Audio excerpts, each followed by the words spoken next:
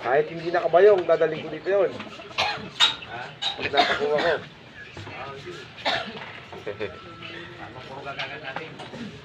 Pwede naman, para dumami na agad, tadtarin ano? Oo.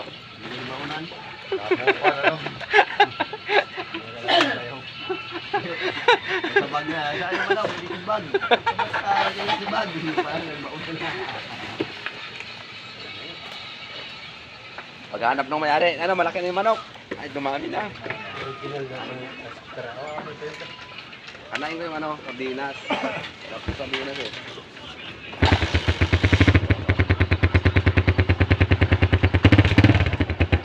Sunod na ako sama.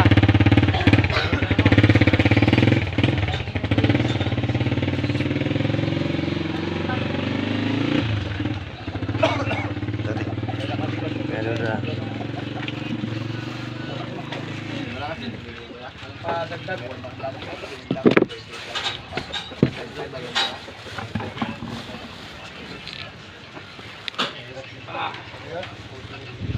Ang dami dito sa amin. Ang asim pala to eh. Dami yung palengke. Tanong mo kay Abner. Pero, Sige, sige. Sige na. kita natin kang, di ba? Yung Dito sa palike. umabot. Tinikman ko na talaga kanina, maasim. Maasim talaga, oh. Pamalaw-maw. Ay, hindi na pala kailangan natin ng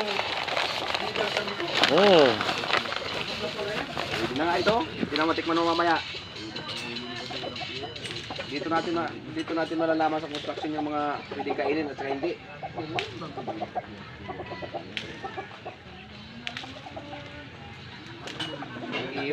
Iiwang lang ito eh.